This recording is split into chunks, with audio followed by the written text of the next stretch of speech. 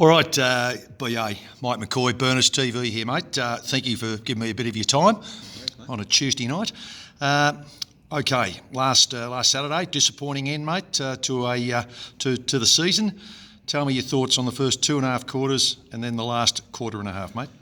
It was a disappointing end because I thought we had them, to be honest. But we played some really good footy in the first 2.5 quarters. Our pressure was through the roof. Skill was through the roof. It's probably the best half of footy we've played for the year. Played to a game plan, shut them really right out of the game, stopped their ball movement. But yeah, it was obviously hard to sustain, especially with some of the guys coming back from some long-term injuries. Really took its toll, especially bigger ground, longer quarters. I think we've been sort of around 25 minutes with our time on the last couple of weeks because of the grounds, but we were playing 30, so it took a bit of gas out of them. We just stopped basically, unfortunately, and let them get their game going a little bit. As soon as the pressure dropped, that's when they sort of took a bit of advantage of that. And then I think if you actually look back at the game, our forward 50 entries to theirs would have been exactly the same, and we're still beating around clearance. It's just our skill errors going in or shallow entries just really hurt us and gave the ball back, and that started their offense, and off they went. So it was interesting at the end of the game. They were petrified we had them at half time. Yep. So, but yeah, look, if anyone's going to win it, I'd rather South Croydon win it than us, to be honest. They're a good club.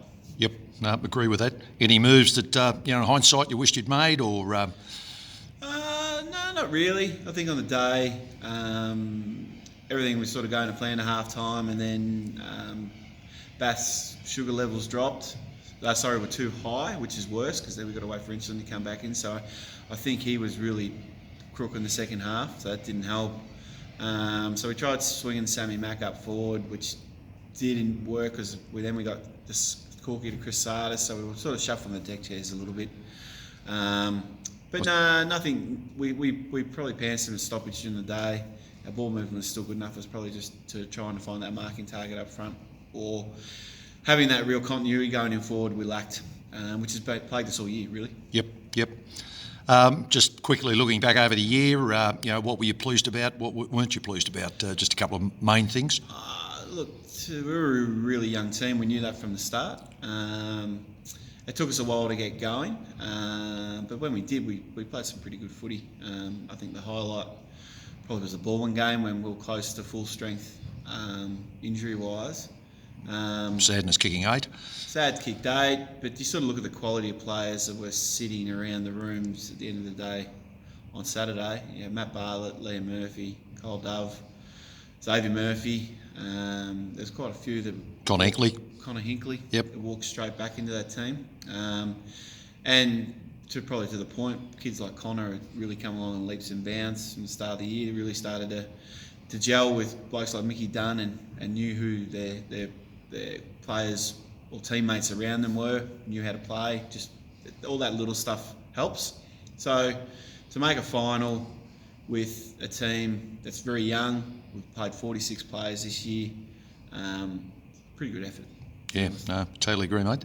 Probably looking ahead, I'm thinking probably need a couple of big mature bodies to just complement the team. You'll see the phone and the computer out at the moment, Mike. I think I made 12 phone calls today, and we've got a meeting about it tonight. So yes, I don't get a rest just yet. We've got obviously the Dev and the 19s to support, but usually the 3 weeks after we finish is probably my biggest of the year. Yep. On the phones and doing the work. So we've got some really good prospects. Obviously, you never got them until they got pen on paper, but there's a couple of guys I've been doing a lot of work with over the last couple of years, and slowly whittling them down, to be honest. And then, as I said, we've got a meeting tonight, so we're going to target some areas that we think we need, and we're going to back our kids in as well, because I think you saw that on Saturday, that just natural improvement, and Roval's a good example of that, where they were dead last year and now top of the ladder. Yep, and they haven't absolutely. really recruited anyone.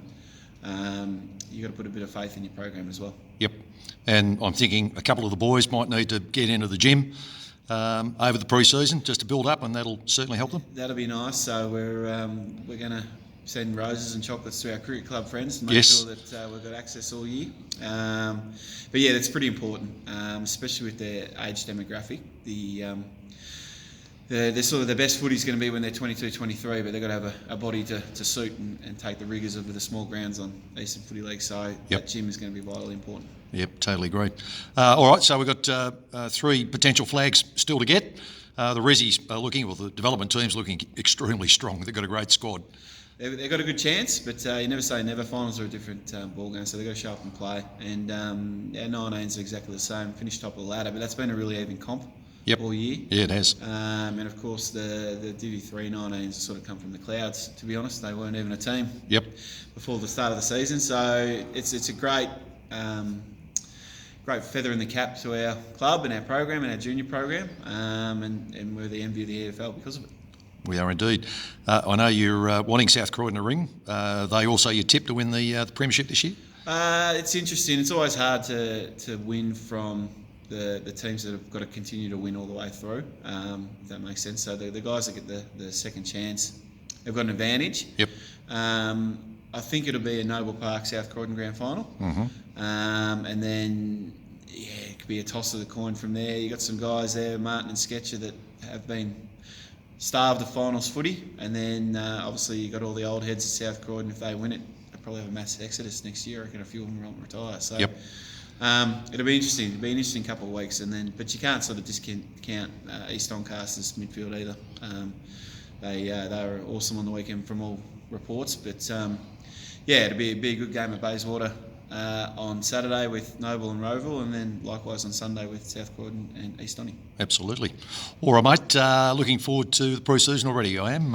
Hotter weather, see who gets out, and great to have you sign on for the next 2 years, mate. So go Burners, onwards and upwards. Thanks, Mike. Cheers, mate. Thanks, mate. Bye.